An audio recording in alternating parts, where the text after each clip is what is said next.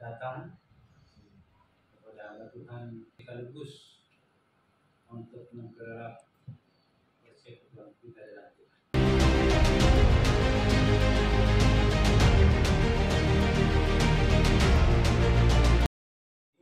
Terima kasih officers, Pendeta Tosoid, Bapak Dolok Sahibu. Saudara-saudara, dalam kepemimpinan gereja Advent yang paling inti mereka bertiga ini Pak Pendeta. Tidak kekal dan kita harus selalu siap untuk itu. Di satu kali ada saya punya teman, ketika kami ikut acara seminar seperti ini tapi lebih besar, se-Uni Timur, dia pegang tangan saya ke kantor ketua yayasan, ketua conference. Saya datang, masuk, kenapa kau sudah muncul? Ketua conference bilang, aduh Pak Ketua, sampai hati Pak Ketua, masa saya, itu yang saya mau bilang, sama kau tetap di sana.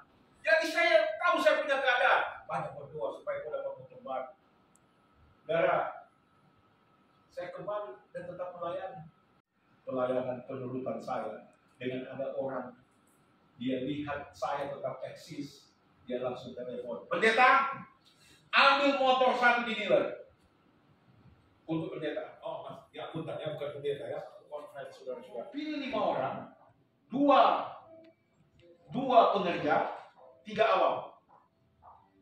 Jadi mesti 5 orang terpilih. Terusan warisan terus menyucikannya.